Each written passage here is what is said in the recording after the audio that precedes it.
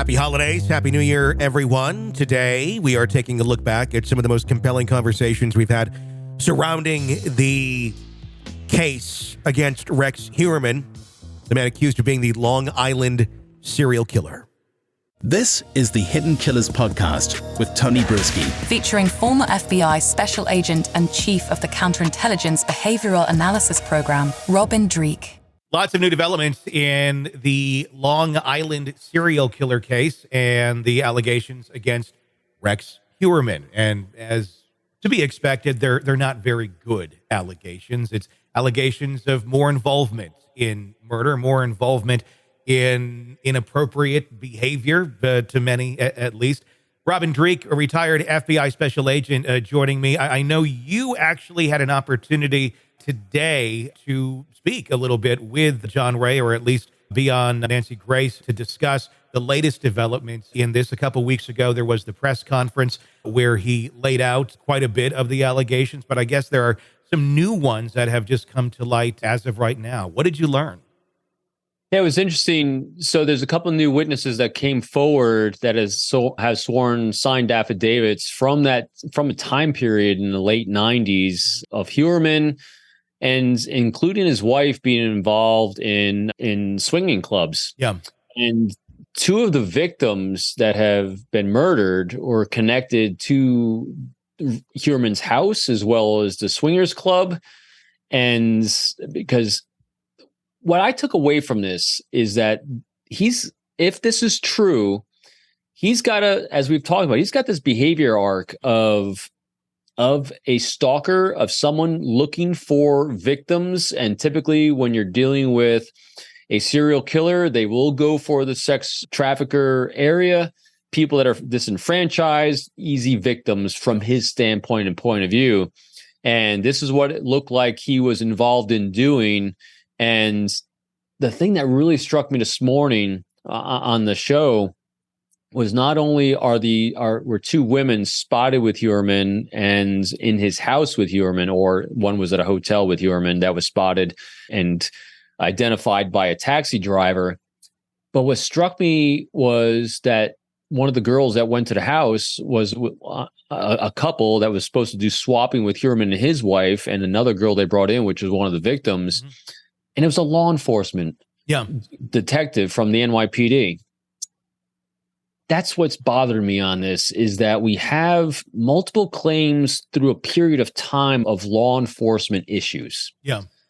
And this is a half full, half empty bag in my mind, because when you erode the public trust in law enforcement on this case, it's fueling defense with everything that comes forward, because everything that's collected from all time can be suspect and can be put under cross-examination. And if you have a culture of really bad behavior on the part from the top, because remember that the chief that got dismissed, or the commissioner or whatever, was not good for years and was tied up in his own sex ring of some sort. And now you have allegations that other law enforcement professionals and detectives, not even from Long Island, from New York City, were part of it. It questions that public trust. Is how deep was this, and how connected was Heuermann to law enforcement to protect him potentially? That's something I'm really wondering about, and those affidavits are extremely interesting to look at with these allegations, especially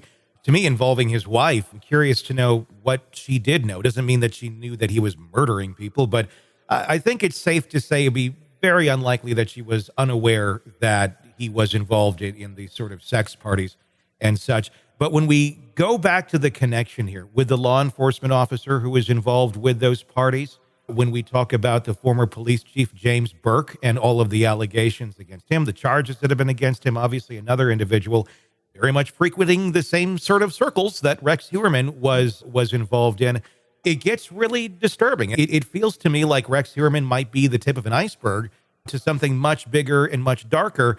And there's been so much of this in these cases lately where it feels like a conspiracy theory.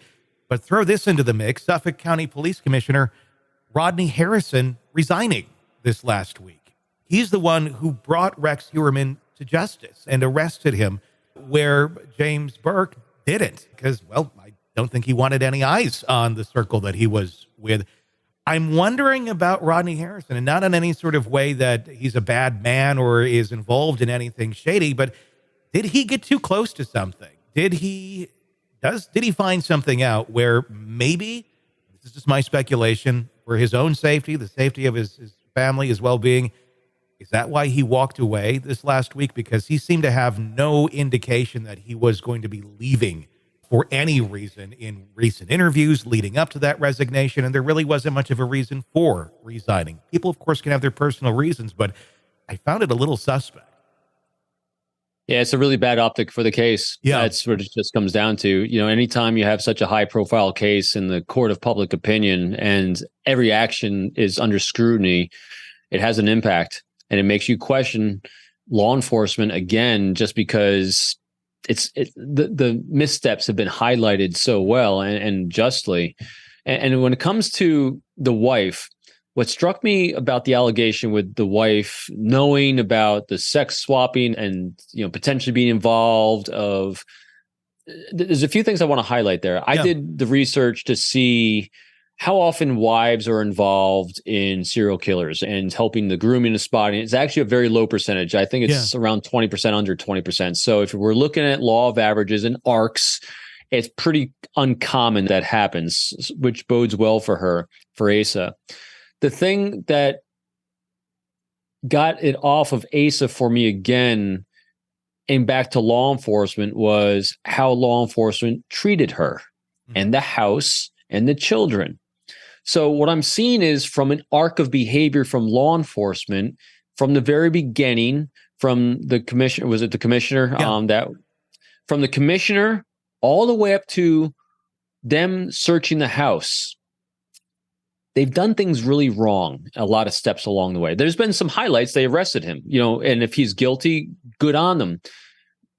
But there's something off with how they treated her in that house I've done this a lot of years, and that was just really wrong. And you would think something of such high profile, you'd have some leadership from the top that sets a standard for how we treat people, how we deal with the public, how we deal with victims, how we deal with innocent bystanders. And so they were so convinced, and in all their statements and still are, that of Asa's innocence and not awareness of it. Then why did you treat her and her kids and the premises so horrendously? Now, granted, I know you got to tear the place apart, because when people like Heuermann, if he's guilty, and even if he's not guilty, I mean, he's got an alternative lifestyle going here. And when you are living things that you're trying to hide, you can be very creative with how you hide things. And so you have to tear places apart. But there's a way to handle that differently. There's a communication that you should be doing with not just her, but the public at large, to kind of show your humanity about the innocent and the victims that are involved, whether it's the victims of the families of the murdered, as well as the victims, the collateral damage of Heuermann's life. Mm-hmm.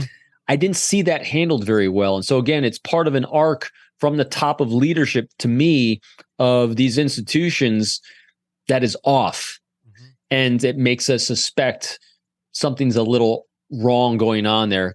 Could be nothing, could be something that we don't know about until the prosecution comes out with what they know.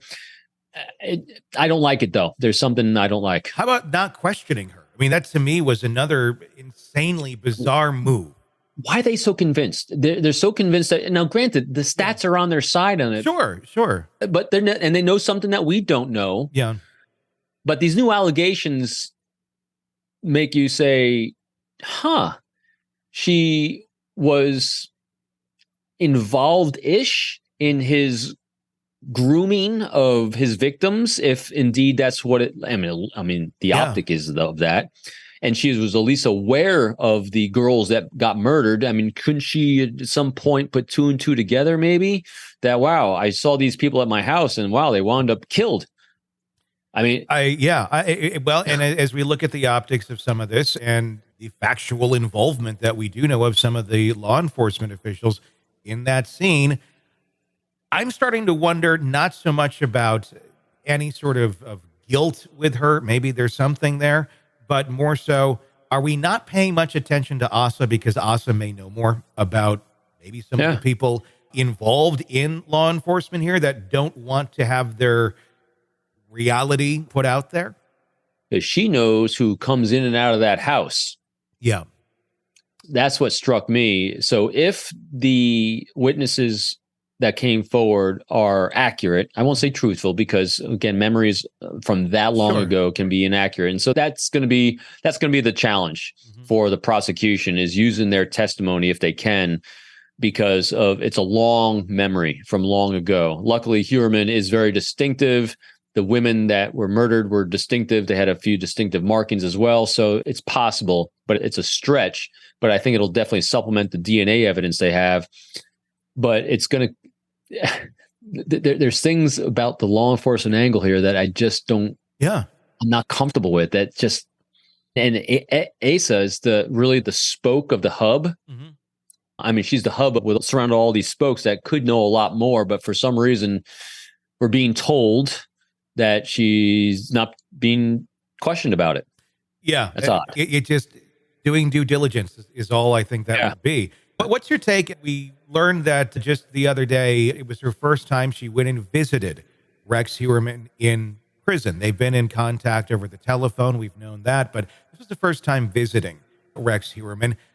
To me, when I'm thinking about this case, if this is your ex-husband, these allegations are against him, you can handle any sort of communications you need to through an attorney. I don't know that you need to go be chatting about anything for that matter, unless, I don't know. I mean, I'm speculating here, but I also found that a little bit odd that after all this time she went in there and met with him. Is it just because they were married for so long? And, there's got to be, trauma there and a connection that obviously is horribly broken. Is it just an act of her needing to have a closure and go and see him physically? Or is there something else going on? It can be. This is the huge conjecture part. Yeah. It was highlighted on one of the shows I was on. We don't know a thing about their relationship. It's a huge unknown about how intimate it was, how unintimate it was. I mean, from our first impression of how she filed for divorce immediately, and they said she wasn't involved, and how they had no contact, it looked to be kind of platonic in some sense. Yeah. But then when you look at the history that was just been claimed, that they're part of a swingers club thing, and kind of it was insinuated that she was a bit reluctant, but still involved in some way, or at least definitely knowledgeable of what her husband's actions were. It just makes you really wonder, because we have no idea what that connection is. I mean, when I heard that she went in, the first thing that popped in my mind was purely probably two prongs there, probably logistics of finances, as well as potentially closure. But closure only is needed if you have a close enough relationship that requires closure. And we don't know that. So my side, my gut on that one is saying it might have been more of a, hey, I need to speak to you in person about how you're going to pay my bills for defending me, especially since she's got, representation for your stupidity. Sick of the ads? We are too. Start listening with no commercials now and get access to all of our episodes in advance of everyone else. Become a True Crime Today Premium Plus subscriber on Apple Podcasts. Search True Crime Today Premium Plus on Apple Podcasts, or go to our podcast page and sign up now. True Crime Today Premium Plus. Sign up now.